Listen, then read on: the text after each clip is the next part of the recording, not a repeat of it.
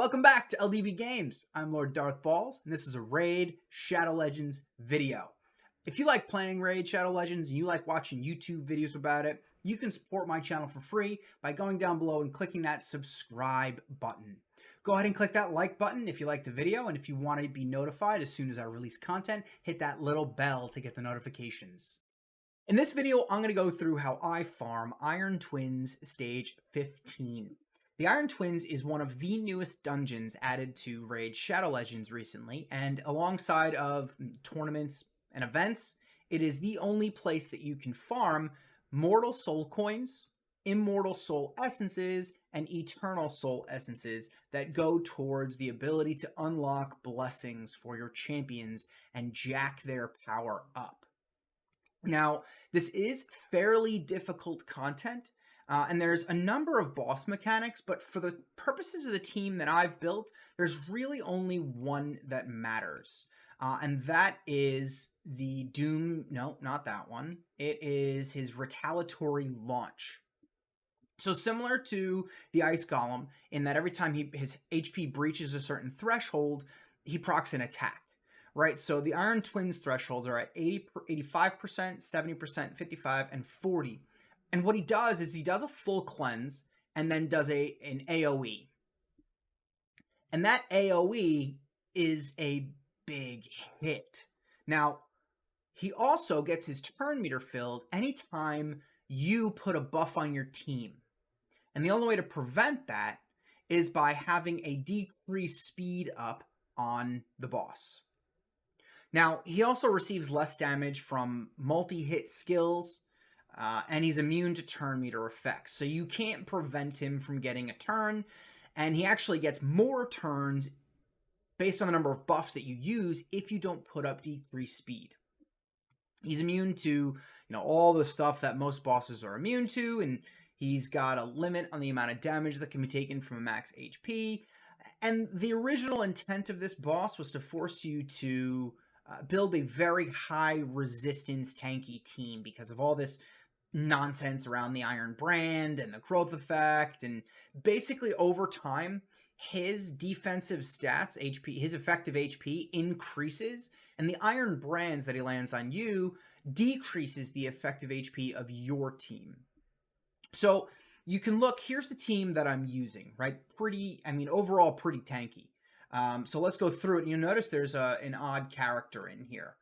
And the odd character is actually one of the most pivotal champions in this team, and that's Lord Champfort. Now, before Iron Twins came out, this guy was sitting in my vault because he doesn't really have a place, or he didn't really have a place in the game. Now he does. And the only relevance in his kit is his passive. At the start of each turn, he places a shield on himself, but that's not what we're here for. We'll place a 15% decreased speed debuff for one turn on whichever enemy attacks this champion. So there's no percentage. This is just a straight place. Obviously, the only thing that could happen is there's always a 3% chance to not land a debuff. That's just built into Raid's mechanics. That's how the game is coded. Even with a 100% chance of landing, there's still a 3% chance of not landing it. So really, it's like a 97% chance. But this doesn't have a chance of landing. This places it on the champion. So it also doesn't affect, or isn't affected by affinity. A weak hit, it doesn't matter if it's a weak hit or not. All that matters is that Lord Champfort takes a hit and he has enough accuracy to land the debuff. Now, it does need to be booked, right? It's on a 2-turn cooldown. When it's not booked, the cooldown brings it down to 1, which means he takes his turn and he's ready to take a hit and place decreased speed, which is really important. He does have a couple good things in his kit. He's got a decreased attack, he's got a decreased accuracy, and he's got a decreased defense, which are all good debuffs, albeit the only two that really help here is decreased attack and decreased accuracy, and we're going to get decreased accuracy from another champion as well. So his decreased attack and his decreased speed are his main reasons for being in here. He's an HP-based champ, and I do not have him built to do damage. I don't even care how fast he is. It doesn't even matter. As long as he's taken a hit, He puts that decreased speed up on the boss. I don't know. I forgot what the boss's name is. I'll look it up in a second. But you can see he's running really slow because the most important thing is the accuracy. The Iron Twins boss, and it doesn't matter affinity-wise, the Iron Twins has a resistance of 530, which means to have the most effect or have the best chances of landing a debuff, you need to have at least 555 accuracy. So you might be saying, well, I'm a little short there, right? Well, true.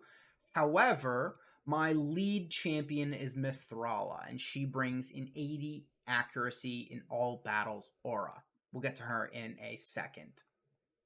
I do have Brimstone on him as well, just to enable a little bit more damage, help get the HP down on the boss. And you'll notice I don't even have masteries on this guy, which is kind of funny because it's not really necessary.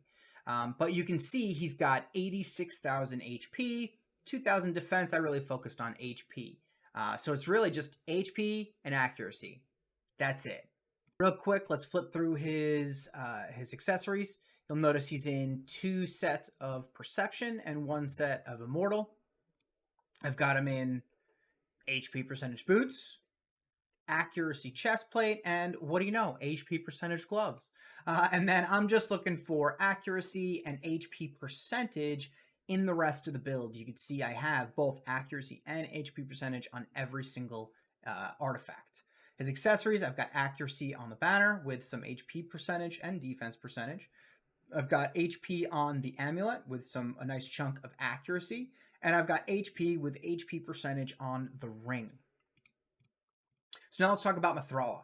Mithrala is a free-to-earn champion by beating up Hydra. You earn fragments, which then can be used to summon her, and she is an incredible champion. I mean, first of all, just look at her skin. Really, like, totally got... They did a bang-up job with this one. I mean, talk about a terrifying Medusa, right? With all those snakes. Anyway, let's look at her kit, right? Because why, for one, I bring her in because of the increased accuracy, right? That helps me hit the accuracy thresholds that I need. The rest of her kit, I mean, the only thing that really helps, well, one, you have the increased accuracy based on, or rather increased resistance based on accuracy. So she's kind of the only champion that has high enough resistance in the fight to be able to resist the debuffs. So she brings a cleanse, which helps clear up the debuffs that get landed on every one of my other champions. Also gives a shield and a strengthen, just to help with overall damage mitigation.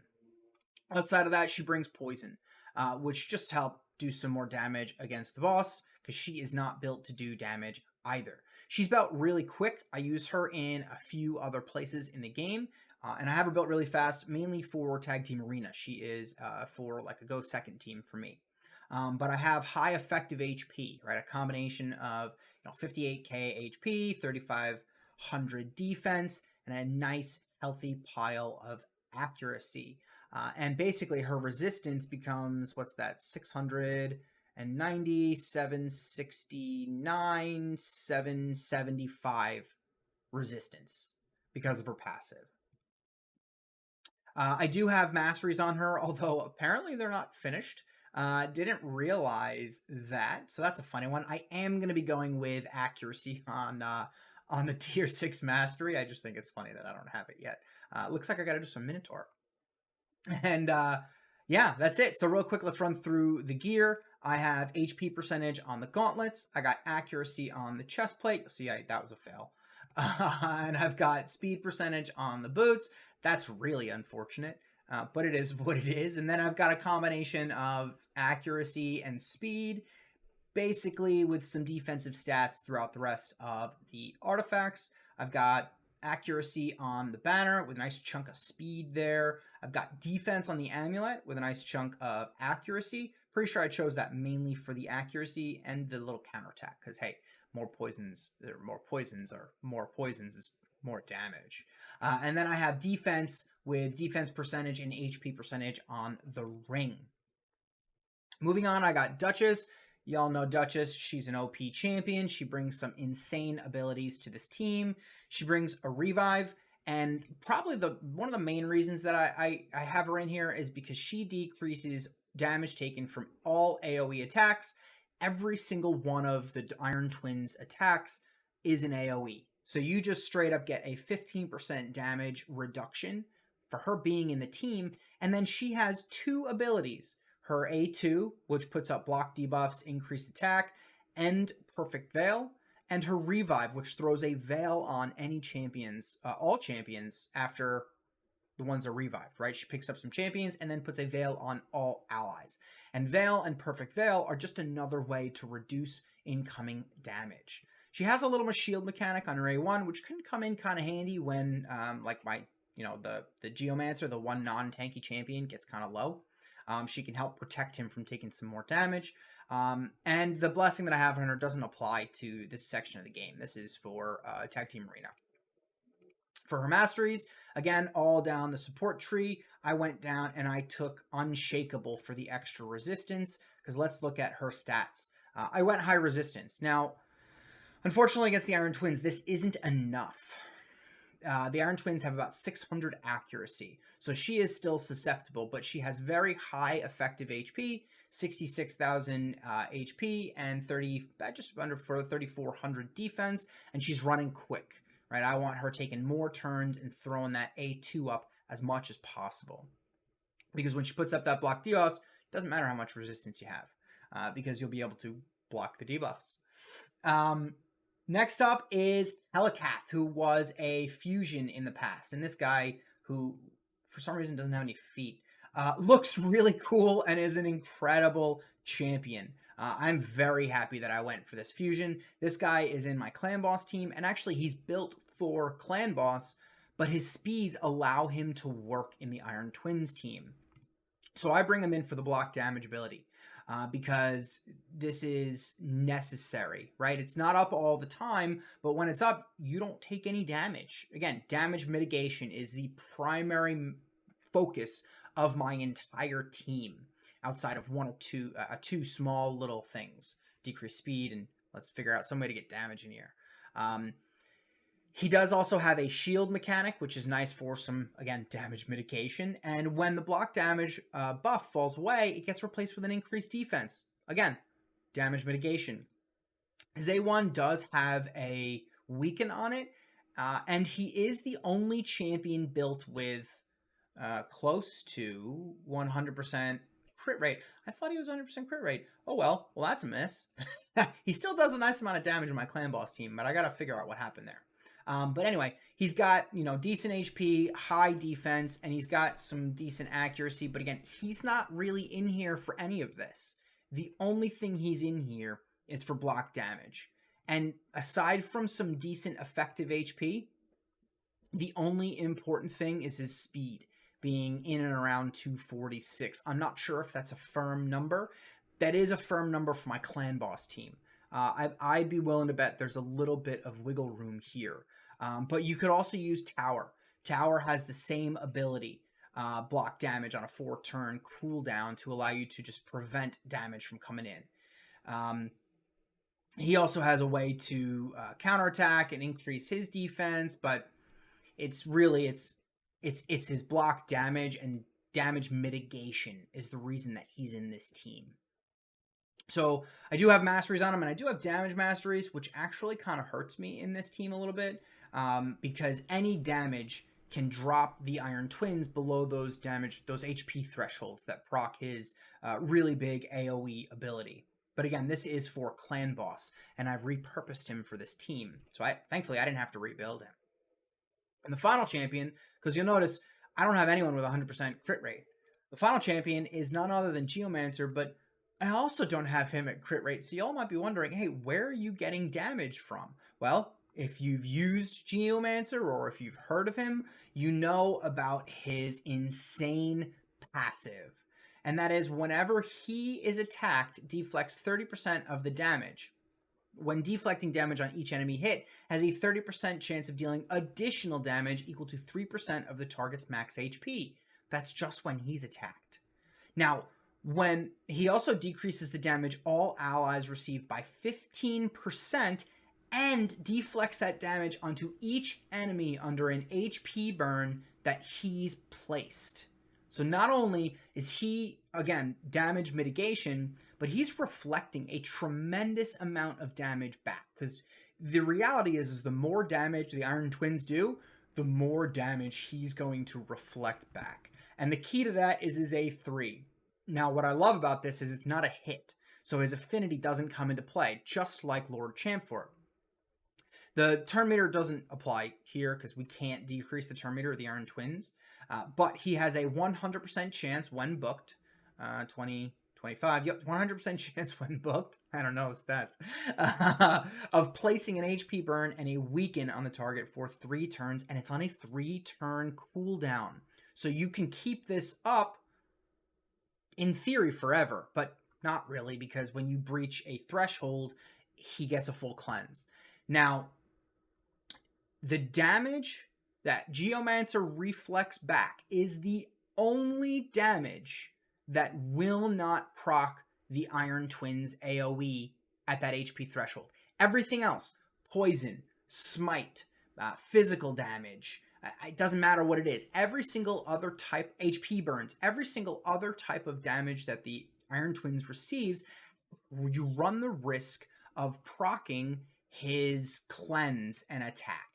And anytime he procs this cleanse and attack, it just slows the rundown, right? Because Geomancer's HP burn falls off, the decreased attack falls off, and he unleashes a nice big hit on your team. So before we get into the run, real quick, let's get back to Geomancer. And let's check out his stats. Oh, I told you that decreased accuracy comes in, right? Decreased accuracy is on his A1, which is really nice. So between him and Lord Champfort, outside of the full cleanse that the Iron Twins get, I'm able to keep up decreased accuracy, which just helps out because, again, his accuracy is 600. So decreased accuracy pulls that down to 300, which allows all of my high resistance champions to resist his debuffs. And again, if they don't, Mithrala's in there for the cleanse. I turn off his A2 in the AI because this is completely useless against the Iron Twins. And I do have Cruelty. I have a blessing on him. Cruelty will reduce the enemy's defense every time that they hit him. Any hit. So his A1, every time his A1 procs, it's reducing Iron Twins' defense. And in the beginning, this helps to offset the growth effect, or whatever they call it, of his progressively increasing effective HP. The downside is at 2-star, it caps out at 5%. But with 5 hits in, we've reduced the boss's defense to 5%. And when I get this all the way, it'll be a nice chunk, nice 20%. But we're not there yet, and this is good enough. I do have him built with damage masteries here for War Master, because War Master can proc on his passive, which just allows you to do even more damage. And I have Master Hexer on there just to extend the debuffs, and I have Sniper for him to have that extra 5% chance of landing the decreased accuracy from his A1, because you'll notice it's only a 40% chance of landing. How do I have him built? Show this before. I got him running with a decent amount of speed, decent amount of effective HP, and I've got him at 554 accuracy. So with Mithrala's aura, this puts him up over 600, which is more than I need. So real quick, let's go through the gear. I've got HP percentage gauntlets. You might be noticing a pattern here. Defense percentage on the chest, and speed on the boots with a fat chunk of accuracy. Through the rest of the build, I'm looking for speed and accuracy. That's it. And I'm going to rely on the rest of the team to help keep him alive with the block damage and all of the damage mitigation and shields that I have, right? Accuracy on the banner with a nice chunk of defense. I've got HP on the amulet with a nice stack of accuracy. And I've got HP with defense and HP percentage on the ring. So there's the team. Let's go over the presets before I get into a run. Because you do want to set up the presets for this. And really the only thing that matters is Geomancer, right? You'll notice I have Dutchess opening with the A1. There's 2 champions that matter. Dutchess opens with her A1 because I want the Iron Twins to take a turn before I start buffing my team. Right? Anytime you put up buffs, it increases his turn meter by 10%. This is 3 buffs across 5 champions. So Dutchess uses her A2, and the Iron Twin gets a turn. Iron Twins get a turn. So I have her leading with her A1. It does still have a buff, but it's a lot less than 3 per champion. And then I just want to turn off Geo's A2 because I want him using his A1 and coming back to his A3 as much as possible. I think I have, did I do it or do I not have one? No, I don't have a refresh ring. Ideally, you would want to have a refresh ring on him just to make sure that that his A3 comes back around, because sometimes the cleanse happens right after he places the burn, and you're kind of up a creek for a few turns while you're waiting for him to get it back. But anyway, let's get into the run.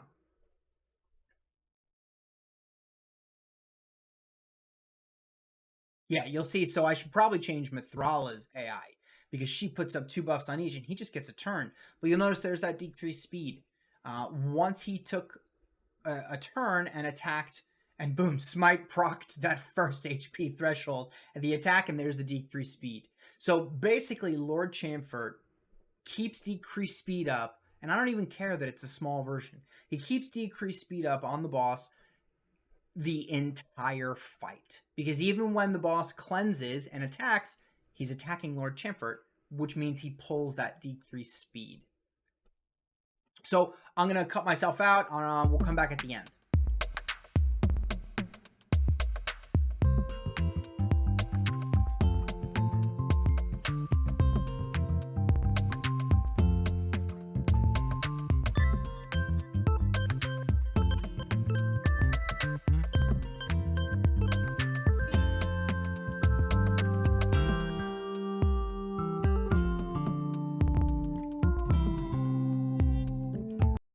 So there it is, a fairly quick run.